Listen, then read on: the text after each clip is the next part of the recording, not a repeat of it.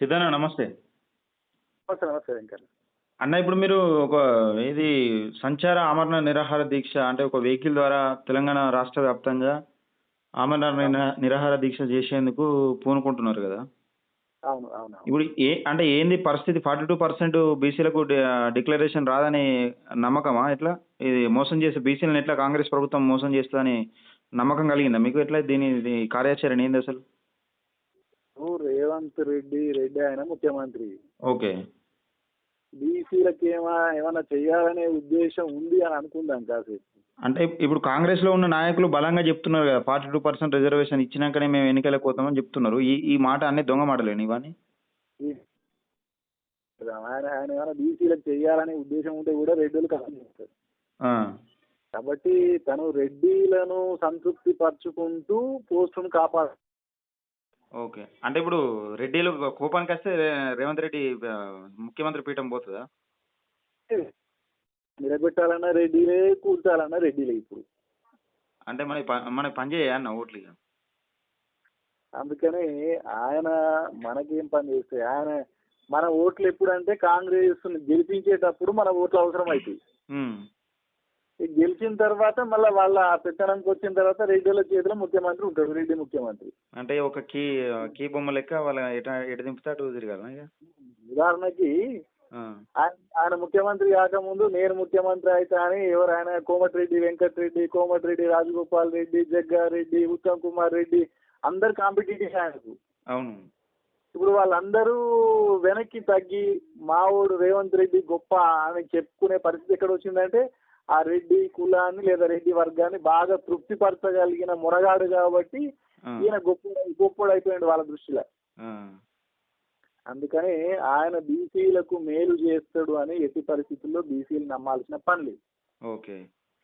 ఇప్పుడు ఆ ఆర్డినెన్స్ ఒకటి చేసి గవర్నర్ దగ్గర పంపించండు, గవర్నర్ సంతకం చేయడు, లేకపోతే ఆ ఢిల్లీ పోయి ఒక నాటకం ప్లే చేస్తాడు, మోడీని అడిగినట్టు చేసినట్టు. అంటే ఇదివరకే రేవంత్ రెడ్డి ఒక మాట మాట్లాడిండు. బీసీ నాయకులతోని గాని ఇక్కడ ఉన్న అందరిని నాయకులు తీసుకొని పోయి నేను ఆహ్, ఏది ప్రధానమంత్రి నరేంద్ర మోడీ దగ్గర అపాయింట్‌మెంట్ తీసుకుంటా. అవసరం ఉంటే అక్కడ ఏదైనా చేసి నేను వాళ్ళు మెప్పించే ప్రయత్నం చేస్తా అన్నాడు. అది అక్కడనే పోయిందిగా మరి. ఇప్పుడు ప్రయత్నం చేసినా అది అయ్యేది కాదు, అది మనస్ఫూర్తిగా చేసేది ఉండదు. మనస్ఫూర్తిగా బీసీలకు ఏదైనా చేసినట్టు అయితే మాత్రం హ్మ్. రేవంత్ రెడ్డికి నష్టం చేసుకున్నట్టు అవుతుంది. తను వచ్చే మంది ఎందుకు తింటాడు. హ్మ్. అందుకని ఇవన్నీ కూడా బీసీలను మోసం చేయడానికి నేను ఈ ప్రయత్నం చేసిన ఆ ప్రయత్నం చేసిన అని చేయడానికి చేస్తున్నాడు ఆయన. అంటే చివరికొస్తే ఏదో ఒకటి మొత్తానికైతే మొండి చేయి చూపించే కార్యక్రమం అయితే కొనసాగుతుంది. ఇది నేను మొదటి నుంచి చెప్తున్నా, 42% అనేది మనకి వాళ్ళు మోసమే చేస్తారు. చివరికి మనకు ఆయుధం ఓటే ఆయుధం. హ్మ్. ఆ ఓటే ఆయుధం కోసం అంటే వాళ్ళ 42% కోసం, కులగణన కోసం మనం నిరాహార దీక్షలు చేస్తూ వచ్చినాం. హ్మ్. మనం పోరాడాం కాబట్టి పోరాడినాం. పోరాడితే చేస్తాడు అనేది మనకి ఏ రోజు లేదు. హ్మ్. వాళ్ళ రంగం బహిరంగం చేయడానికి మనం చేసినాం. వాళ్ళ రంగం ఏందో ఇప్పుడు మన ప్రజలకు అర్థమైంది. హ్మ్. కానీ ఎన్నికలప్పుడు ఏమవుతుందంటే ఎన్నికల దొంగలు, ఓటు దొంగలు వస్తారు. హ్మ్. మరి ప్రజా ఉద్యమకారులుగా, బీసీ ఉద్యమకారులుగా మనము దొంగలు పడ్డప్పుడే కుక్కలు మురగాలి. కాపలా కుక్కలం కదా మనం, బాత్ కాదు. పరిభాష చెప్పాలంటే హ్మ్.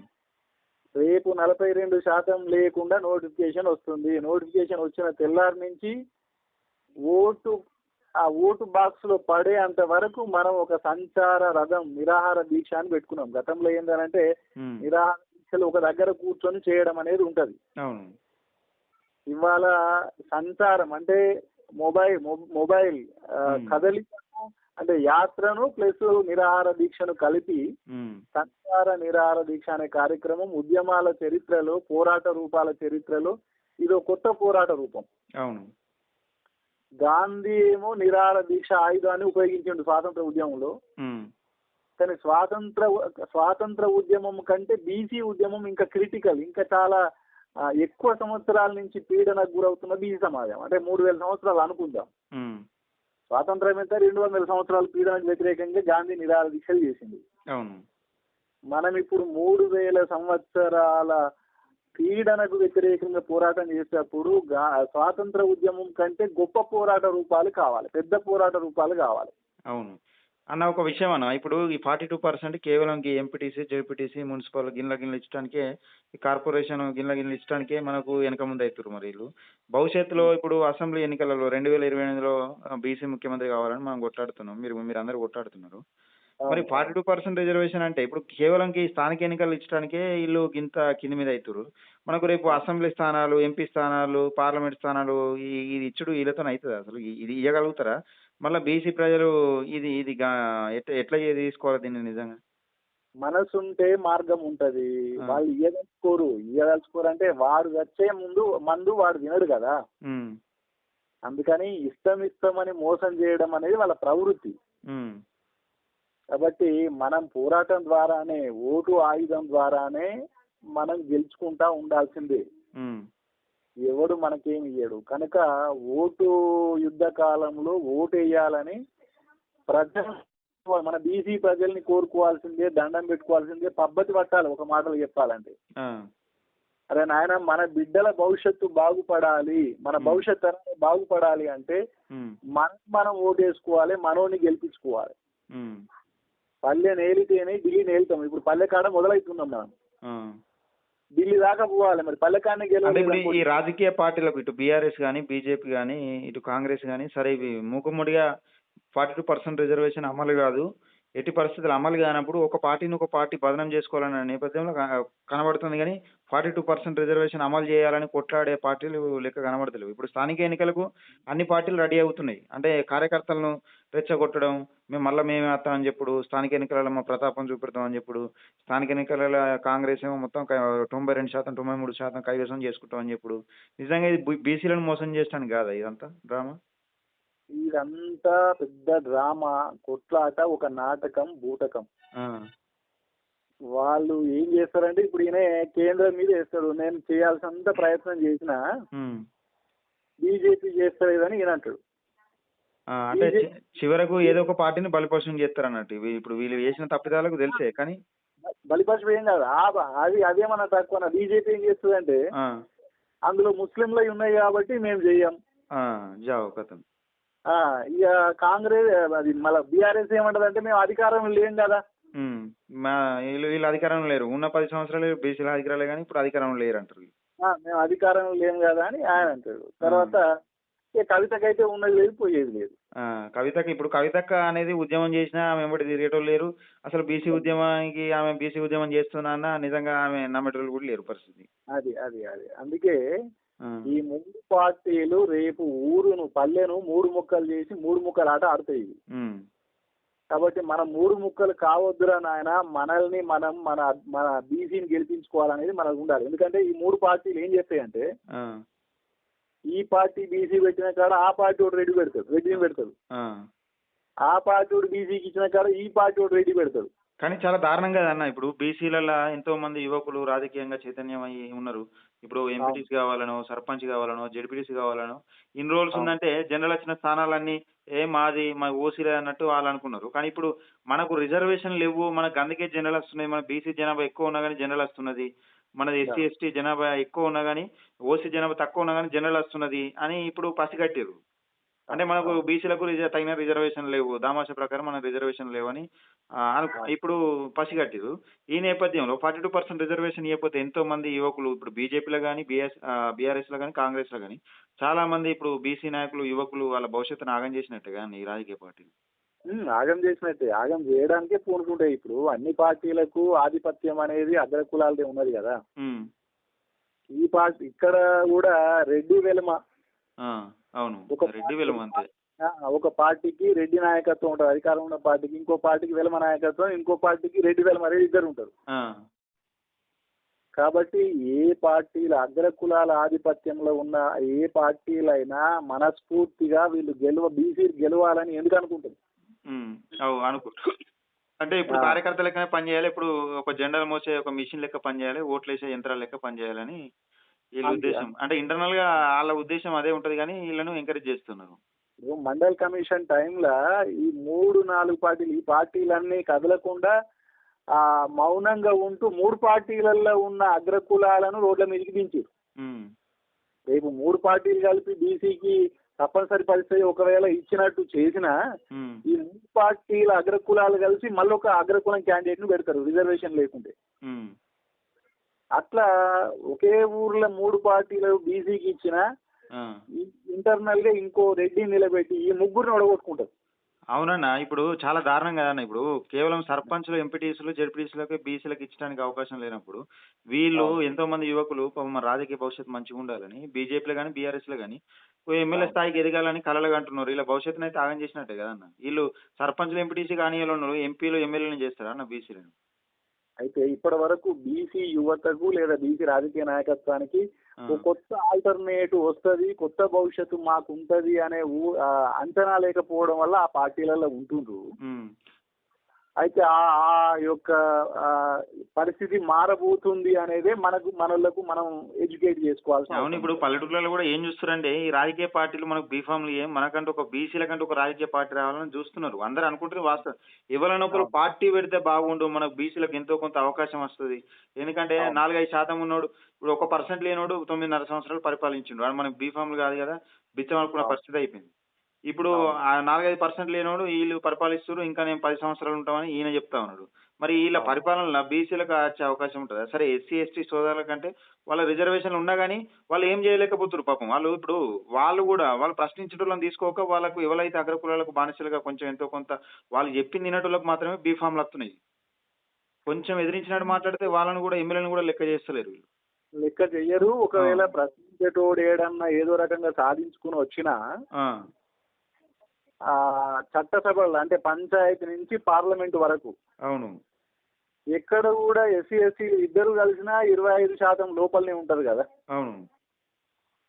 ఇక ఓ 20%, 15% బీసీలు ఉంటారు. మొత్తం మీద 50 ఆళ్ళ పరిస్థితి అట్లా ఉంది కదన్న. ఇప్పుడు మెజారిటీ బీసీలు అసెంబ్లీలో అడుగు పెడతారంటే కనీసం మెజారిటీ బీసీలు ఎక్కడ అడుగు పెడతారన్న? వీళ్ళకి బీఫామ్లు ఇస్తలేరు కదా ఎక్కడ కూడా. ఆ, కనీసం వీళ్ళకి బీసీ రిజర్వేషన్ అనేది ఒకటి పాడైందా? ఏది లేదు కదా వీళ్ళకు. అందుకనే బీసీ ఇప్పుడు ఒకదానికోటి ముడిపడి ఉంటది. బీసీ రిజర్వేషన్ ఇవ్వమని అడగడానికి ఏమో మన ప్రతినిధులు ఉండరు. అవును. అవును. ఆడ బీఫామ్‌లే లేవు కదా మనకు ఫస్ట్. ఆ! బీసీలు లేవు. ఆ! మనం ప్రాతినిధ్యము అనేది అడగడానికి ఇక మీ ప్రతినిధులు లేనప్పుడు అడిగేటోడు ఉండడు. ఆ! గట్ల. ఇదైతే అదైతే అది చట్టసభ అది రిజర్వేషన్ ఉంటేనేమో మనోళ్ళు పెరుగుతారు. కానీ ఆ! మనోళ్ళు పెరగాలంటే కూడా రిజర్వేషన్ ఉండాలి. ఇట్లా ఒకదానికోటి ముడిపడి ఉంటది ఆ! అన్నమాట. ఒకదానికొకటి ముడిపడి ఉన్నది. అవును. అందుకోసమని ఫైనల్ గా ప్రజల యొక్క చైతన్యమే గీటురాయి. ఆ!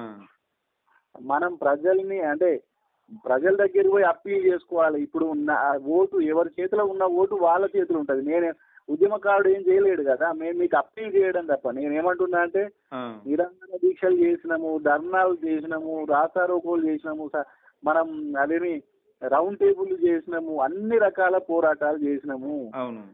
మరి ఇంకేం చేయమంటారు? ఇక ఆఖరికి నీవు నిరాహార దీక్షతో అన్న ఎన్నికల ఇప్పుడు టైంలో మీరు అన్నీ చేస్తున్నారన్న. వాస్తవం, ఇప్పుడు ఎంతో మంది ఉద్యమకారులు బీసీ ఉద్యమం, తెలంగాణ ఉద్యమం కోసం ఎట్లా పనిచేసిర్రు, తెలంగాణ కోసం, ప్రత్యేక తెలంగాణ రాష్ట్ర సాధన కోసం ఎట్లా పనిచేసిర్రు, బీసీలకు అవును. కూడా హక్కులు రావాలని మీరు కొట్లాడుతున్నారు వాస్తవమే.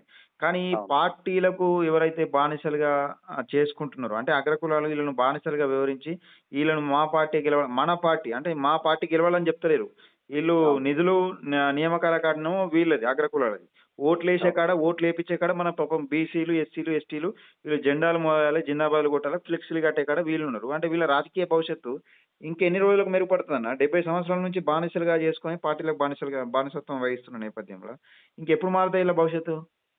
వాళ్ళు ఏమనుకుంటారంటే బీసీ ఆల్టర్నేట్ అనేది రాదు భయ్, ఏదో ఇట్లా జరుగుతూ ఉంటాయి కానీ బీసీ ఆల్టర్నేట్ అంటే అది మామూలు విషయం కాదు అనే ఊహలలో వాళ్ళు ఉన్నారు. ఆ! అంటే రేపు ఒకవేళ అచ్చినా గాని మేము ఏదైనా ఒకటి ఖతం చేస్తాం. ఇన్ని పార్టీలు నాకు పొతం పెట్టలేదా? ఈ పార్టీ ఏమో పెద్ద లెక్కనా అన్నట్టు ఈళ్ళ కుట్రలుంటాయన్నట్టు ఇగ రానున్న రోజులలో. వాళ్ళు పాపం కుట్రలు అంటే అందులో ఉన్న బీసీలకి ఏముండదు, వస్తే సంతోషమే వాళ్ళకి. కానీ హ్మ్. అందులో ఉన్న అగ్రకులాలు ఆ! ఎవరైతే ఉంటారో అగ్రకుల నాయకులైతే చేస్తారు కదన్న. అగ్రకుల నాయకులు నిరంతరం కుట్రలు చేస్తారు. ఆ! నిరంతరం కుట్రలు చేస్తారు. బీసీ ఆల్టర్నేట్ రాకుండా ప్రయత్నం వాళ్ళు చేస్తూ ఉంటారు. ఆ! నలువైపుల నుంచి బీసీ ఆల్టర్నేట్ రాకుండా వాళ్ళు దాడులు చేస్తూ ఉంటారు. అవును. అయినా దీన్ని ఎవడు ఆపలేడు ఇప్పుడు. హ్మ్. బీసీ ఆల్టర్నేట్ పొలిటికల్ పార్టీ వస్తుంది. ఆ! ఖచ్చితంగా మనం మన వాళ్ళని గెలిపించుకోవడానికి అన్ని రకాల ప్రయత్నాలు చేస్తాం. ఆ! మన సంచార నిరాహార దీక్ష అనేది ఒక ఉన్నతమైన పోరాట రూపం. ఆ! ఆ ఆ పోరాట రూపంతో బీసీ ప్రజల హృదయాలను మనం గెలుచుకుంటాం. ఆ! ఇది కొత్త అంటే అంటే ఇప్పుడు రైట్ అన్న ఇప్పుడు సంచార ఆమరణ నిరాహార దీక్ష ఇది ఎక్కడ స్టార్ట్ చేయబోతున్నారు? ఎన్ని రోజులు ఉంటది? ఎక్కడి నుంచి ఎళ్లి ఎక్కడ ఎండ్ అయితది? ఎన్ని రోజులు ఉంటది? అది ఏ టైంలో ఉంటది? అతను 42% రిజర్వేషన్ చట్టబద్ధంగా లేకుండా ఆ! నోటిఫికేషన్ ఇచ్చిన తెల్లారి నుంచి ఆ! అంటే నామినేషన్లు స్టార్ట్ అవుతాయి అనమాట ఆ! ఇక నుంచి. స్థానిక ఎన్నికల నోటిఫికేషన్ ఇచ్చిన తెల్లారి నుండి. నోటిఫికేషన్ ఇచ్చిన తెల్లారి నుంచి బాక్సులో ఓటు పడేంత వరకు 21 రోజు ఉంటుంది. హ్మ్. ఆ 21 రోజు మనము నిరాహార దీక్ష చేయడం అనేది జరుగుతుంది. హ్మ్. ఇది కామారెడ్డి నుంచి స్టార్ట్ అయ్యి కోడంగల్ వరకు. కామారెడ్డి డిక్లరేషన్ అనేది కామారెడ్డి సింబాలిక్. ఓకే. అక్కడ స్టార్ట్ అయిందా? కామారెడ్డి డిక్లరేషన్ అంటే కామారెడ్డిలో స్టార్ట్ అయిద్ది. తెలంగాణ పల్లె పల్లెలో తిరుగుతూ హ్మ్. కోడంగల్ అనేది మన రేవంత్ రెడ్డి గారు గెలిచి ముఖ్యమంత్రి చేస్తున్నాడు కదా, ఆ గెలిచిన నియోజకవర్గం ఆయన. అవును. ఆ నియోజకవర్గం కేంద్రం కోడంగల్ వరకు మన సంచార నిరాహార దీక్ష అనేది ఉంటుంది. రైట్. నిజంగా దీన్ని బీసీ ప్రజలకు ఈ నిరాహార దీక్ష ద్వారా అంటే ఒకవేళ నిజంగా 42% డిక్లరేషన్ అనేది అమలు కాదని ఫిక్స్ అయిపోయారు. ఎట్లా వాళ్ళు మోసం చేయడానికి రాజకీయ పార్టీలు స్థానిక ఎన్నికల నోటిఫికేషన్ వస్తే ఆగమాగం ఉంటది. జనాలు కూడా ఆగమైతారు. ముఖ్యంగా అవును. బీసీ, ఎస్సీ, ఎస్టీ మైనారిటీలు వీళ్ళు కాస్తో కూస్తో ఎవరైనా సర్పంచ్ కావాలనుకున్నా ఆళ్ళు హడావిడిగా వాళ్ళు ఉంటారు. ఇప్పుడు ఏది ఉదయపూర్ డిక్లరేషన్ అని స్థానిక ఇప్పుడు అసెంబ్లీ ఎన్నికల ముంగట ఏం చేసిర్రు? గట్టిన ఆగం చేసి ఆహ్, అవును. ఏది పార్లమెంట్ నియోజకవర్గానికి ఒక 2 స్థానాలు బీసీలకు ఇస్తామన్నారు. అది గంగలో కలిపారు. అవును. మళ్ళా అవును. అప్పుడు గూడా బీసీలు కనీసం మాకు ఈ బీసీల అమాయకత్వం ఎట్లున్నదంటే, కనీసం మనకు బీసీ రిజర్వేషన్ ఎందుకు అత్తలేదు అని సోయిలో గూడా ఇన్ని రోజులు లేకపోయారు. ఇప్పుడంటే ఆలోచిస్తుర్రు. అదే కానీ ఇన్ని అదే రోజులు మన బీసీలు మరి నిజంగా 60% ఉన్నాం మనం. అసెంబ్లీలో మనోళ్ళు ఎందుకు ఉంటలేరని ఆలోచన ఇన్ని రోజులు రాలే. ఇక ఆలోచన ప్రజలందరికీ ఒకటేసారి రాదు. అవును. ఒక లీడర్షిప్ అనేది ముందు ఎవరైనా నిర్ణయం తీసుకొని ముందు నడుస్తుంటే వెనకాల రావడానికి సిద్ధమవుతారు. యెస్. అంటే ఇన్ని రోజులు కనీసం సరే ఉన్న బీసీలన్నా అసెంబ్లీలోనో, మండలిలోనో ఎవరైనా మాట్లాడుతంటే అది గూడా దిక్కులేదు గదన్న. అది సాధ్యం కాదు. ఇక వాళ్ళ బీ ఫార్ములలో గెలిచింది కదా వాళ్ళ వీళ్ళంతా. బీఫామ్‌లో ఏమన్నా అంటే ఎక్కదక్క మాట్లాడితే, "ఏయ్! నువ్వేందిరా" అంటే ఖలాస్ అక్కడ కూర్చొని సప్పుడేక చెయ్యిలు కట్టుకొని కూర్చుంటారు. అంతే అంతే అంతే. పార్టీలకు ఇప్పుడు కార్యకర్తలే గాదు. మంచి ఇప్పుడు మనలో ఉన్న బలమైన నాయకులు గూడా పార్టీలకు బానిసత్వం చేసినాక ఎవడు మాట్లాడతాడన్న. అది. మంత్రి పదవుల కోసం, వాళ్ళ పదవులు కాపాడు కోసం అంటే మేము సల్లగుంటే చాలు. మా పానం మీదకచ్చినప్పుడు మేము బీసీ జెండా ఎత్తుకుంటాం అన్నటట్టున్నారు. అవును. ఆళ్ళు అవును. ఎప్పుడైతే పార్టీలు ఇడిచిపెడతారో ప్రజల బతుకులు మారుతాయి. ఆళ్ళు పార్టీలు ఇడిచిపెడతారో వీళ్ళ బతుకులు మారుతారన్నట్టు ఎవలో ఒకళ్ళు వస్తే వాళ్ళెంబడి పోక తప్పదిక మరి.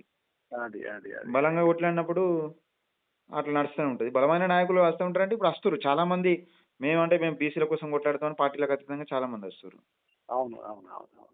సరే ఏదేమైనప్పటికీ బీసీల తరఫున మీరు కొట్లాడుతున్నందుకు ఒక ప్రత్యేక ధన్యవాదాలన్న. ఎందుకంటే సరే పదవులు ఆశించకున్నా గానీ మీరు ప్రజలకు ఏదో చేయాలి. బీసీ ప్రజలకు జరుగుతున్న అన్యాయం గురించి అప్పుడు తెలంగాణ ఉద్యమంలో గానీ, బీసీ ప్రజల గురించి గానీ, ఎస్సీ ప్రజల గురించి గానీ, నిజంగా ఎస్సీ వర్గీకరణ అంశం గురించి కూడా మీరే కొట్లాడారు. అంటే మందకృష్ణ మాదిగతను మీరు మద్దతు తెలిపి నిజంగా ఒక ఎస్సీ అవును. సామాజిక వర్గానికి సంబంధించిన వ్యక్తే అన్నట్టుగా మీరు మాట్లాడిర్రప్పుడు.